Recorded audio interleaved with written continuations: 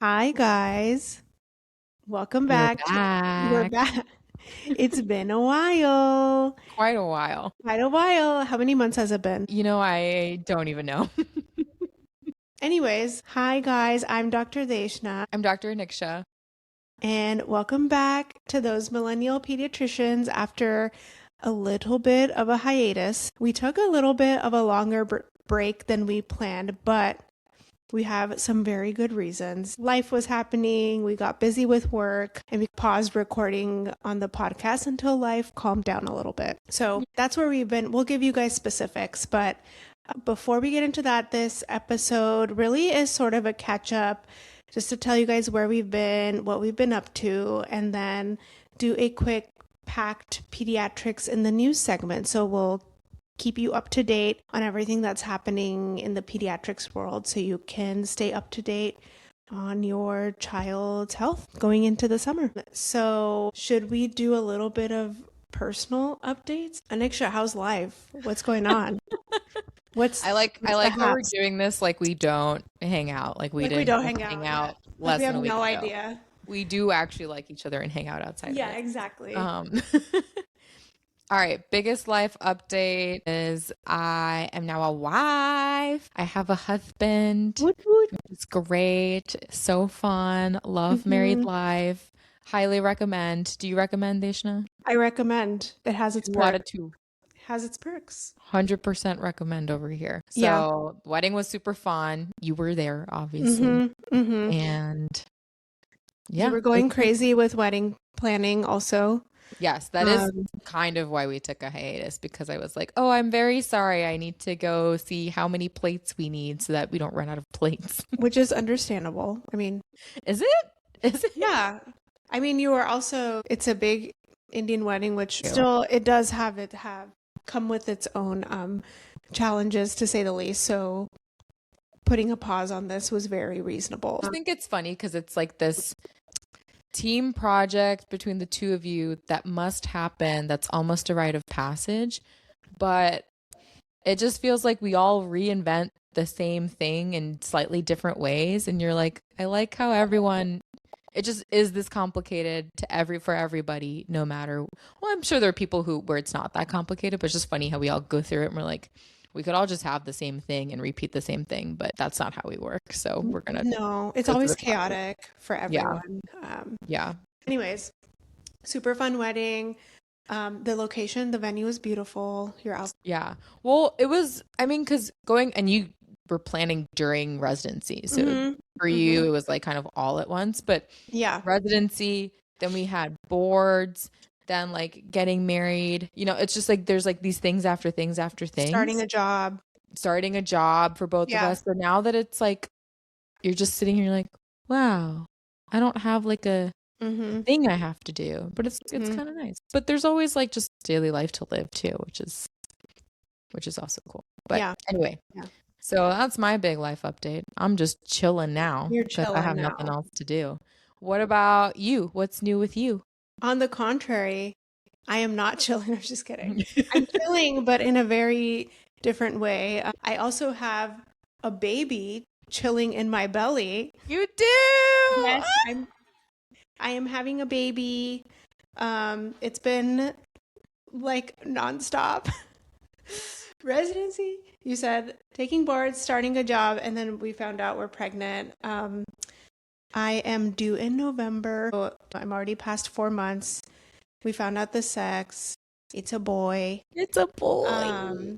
Yeah, so we're very excited for this new chapter, super nervous, but also excited. I was just talking to one of my patient's mom, and she was like, like, how do you feel? Do you feel like you've got this all down pat? Because you're a pediatrician. I was like, no, because I know all the medicine.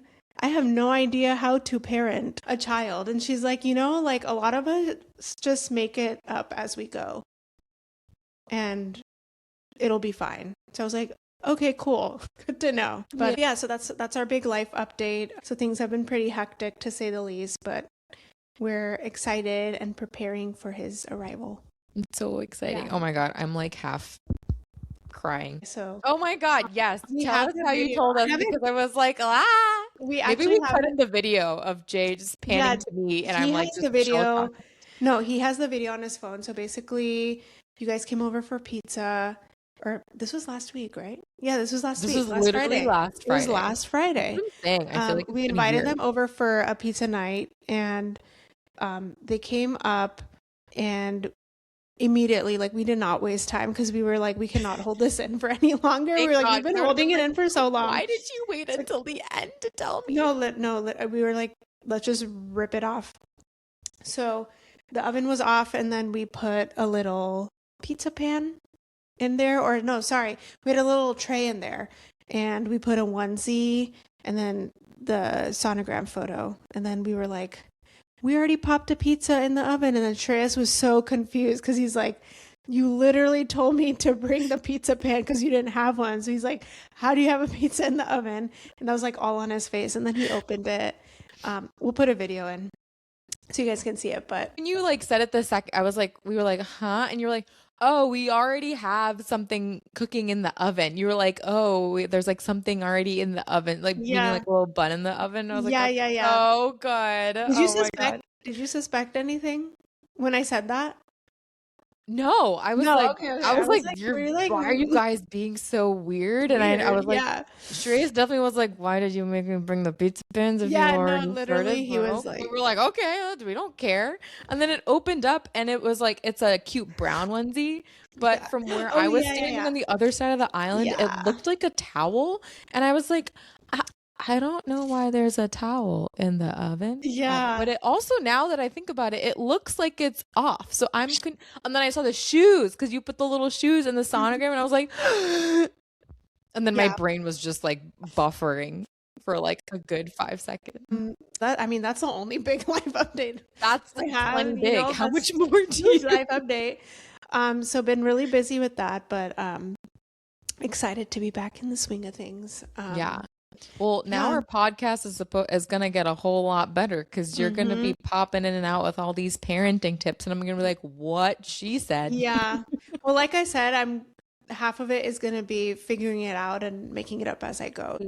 Well, I was laughing because I was like, oh, I'm going to have to actually practice the stuff that I say to Yeah. parents and like hope it works because they come in like, that last week I had like a super colicky baby, and the the parents were getting no sleep because the baby was entirely flipped. Oh And yeah. I was like, this is stuff we can try, the 5 S's and all that stuff. And I was like sending them out into the world, and I was like, I hope it works. I'm gonna have to deal with this soon too, probably. I I know. hope it Yeah. works. I know. But that's where like you will be an expert because even Yeah, first time parents who go through stuff, then you're an expert. So you'll yeah, but yeah, it's the same thing for obviously I'm not closer to this than you are, but the way some of my parents like, do you have kids? Yeah, I'm like, no, not yet, but when I do, you bet I will be like crazy and nervous and wondering despite all the knowledge that I have. So like, yeah, don't worry. It's yeah. not going to No, be any easier for sure. me. I always tell them I don't understand what it's like to be like a parent. I'm telling you all the medical scientific facts, but now I will because I'm joining the club. So, anyways, it's exciting. We're very happy. Um, and You guys are going yeah, to be great parents. I'm so thank excited. you. But I guess other than that, what else have you been up to? I think at the beginning we said, I forget, it was like our first podcast after we started our jobs. We were like, we're gonna do all these things and hobbies and want to Oh, try. yeah. So any updates or what have you been up to for fun? Let's see. We Anything both talked new? about reading more. I do feel like I'm reading more. Okay, Am cool. I reading books where I'm learning things? Not always. You don't But think am I reading a lot of good whodunit books? Yes. murder mystery? So Yeah, love yeah, that. murder mystery. Okay. So I've been doing that, listening to some audiobooks. Mm-hmm. And then obviously this podcast, we're doing more of that. Yep. And then what's cool about LA, I think, is that there's so much cool furniture and like house decor and stuff like that. And we love Facebook Marketplace over here. Oh, yes. So we'll Same. just like buy something off Facebook Marketplace and then I'll be like, I want to change up the vibe and we'll sell it and we'll get something different on Facebook Marketplace. So since we've been in this apartment for a while, I'm like playing around with like all the interior decor and the vibes and the stuff like that. We got a new bed frame. It's very MCM and like, all right, let's change up all these vibes. Let's put up some more art and stuff like that. So I've been enjoying just the fact that we get to be home more, just enjoying that space, enjoying our rent. So we've been doing a little bit of that. Home decor. Yeah. Home decor. And then let's see. I was supposed to cook more. I think Shreya still cooks more. But we dabble. Okay. We'll figure it out. Yeah. You I'll have still be the yours. one to make like a fun drink, or I've been making different kinds of matcha. We brought you the matcha last week. Oh, yes. Since then I've been making all sorts of like desserty matcha. So Shreyas it'll be like 4:00 and he's like, where's my fun matcha for today? Love it. Lots of different little things. I don't even remember what I said I'd do last year, but that's where we're at today. I don't either, but just like, try things Yeah. that you normally wouldn't try or It's do. nice to have the But time to just that seems play good. Yeah, you around can and do do whatever different you want. things. And Yeah. Love it. What about you? Let's see what. Oh, I did say I wanted to try pottery, so I did take I took like a 6-week pottery class. It was only once a week. It's like once a week for 2 hours. It's really hard, but it was really nice to use your hands and not have to be on your phone. Yeah, And like that's for sure. just kind of unplug and just make some things. So I actually have to go pick up my pottery stuff this week. So I made like little cute mugs and little bowls and stuff like that. So we'll see how it turned out. But I think I'm gonna take another like course, because it was actually really fun. And Yeah. I feel like you'd be really good at it really fast because you're very like grounded and patient, whereas I was like, why isn't this working the first time? I hate this. But you're very like, you're more go with the flow. You like just take things as like information and things to learn from and how to be better. You're very like flexible. No, So I it feel like was that's the pottery it's like mind. very relaxing if you let it be. Yes. If you're like, I need to mold this into exactly like, I was like, I went into it, I was like, oh, I want to really try a plate. And I didn't know that that's like advanced level stuff. And it very quickly turned into a bowl. So I was like, all right, we're just going to go with this. And so, yeah, I have a bunch of like little bowl. We'll see. It'll just like be a trinket holder, I guess. So we'll see. But yeah, then the other thing, we came back from Japan. We went to Japan. That was really fun. We got LA County Library cards today at our local library, which I should have gone a long time ago, but we were like, let's just do it today. So I imagine we'll take our kid to the library. So we should probably have library cards. So yeah, lots of fun. But I feel like it's nice. We're finding balance in our life a little bit more. It's really nice to live this adult life where you can kind of make it whatever you want it to be, and you can take the time to think about what you want your life to be, what you want your daily life to be, but then also your long-term life to be. I think that's really cool, just getting to live day to day. And we tried to do that in residency. I think you did a better job than I did, but it was kind of forced upon us and punctuated, not as much steady. Yeah. So it's really nice to just live life and be like, is this what everyone else has been doing? Wow.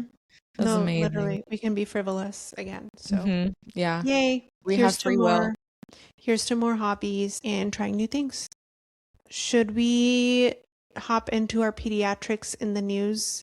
Let's do it. Yes. Do you want to take us away with the first part? I'll take you away. So I think we have two really big topics we wanted to talk about. So not a ton, but still super important. So let's talk about measles. So again, we've talked about this multiple times, but I think we're really beating a dead horse, I guess. But I think the difference is this time the measles elimination status is at risk in the U.S. So what does that mean? Well, first, let's do some numbers. So as of now, like early June 2026. Our total US measles cases are already over 2,000.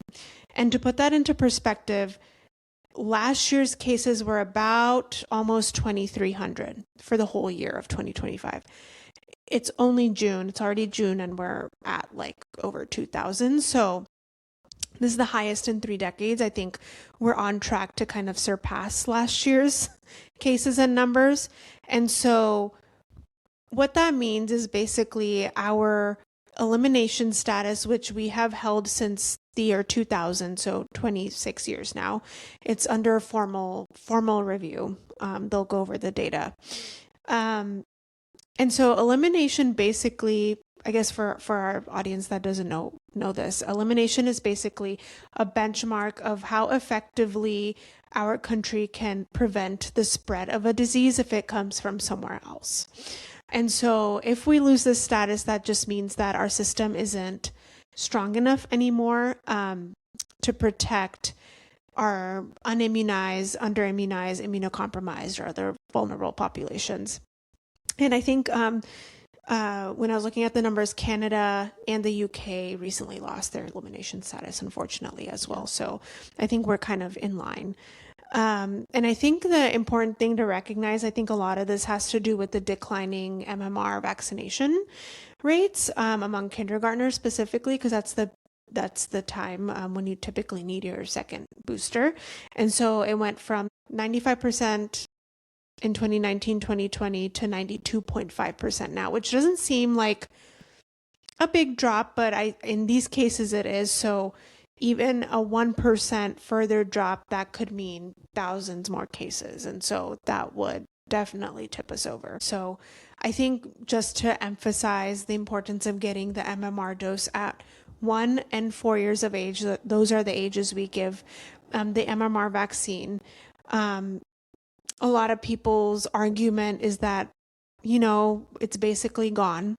Measles is gone, so why are we vaccinating? And it's clearly not true, because it's not gone. It's actually coming back at alarming rates, so even more important to vaccinate. And the third point, if your child is under 1, and 1, you're traveling to a hotspot or traveling internationally, highly recommend that your child get an extra dose of the MMR vaccine, because it could mean a matter of getting measles versus not. But basically that's what's going on with measles. Yeah, it's kind of a bummer because we've had elimination status since like 2000, and Canada had it since like 90, maybe 98 or yeah, I think the UK has like been in and out, so they've kind of just, they haven't had it for so long. But it's crazy that we've been good for like 25 years, and then we're at risk of just being way more at risk of spreading measles all over the place. But shifting gears a little bit, so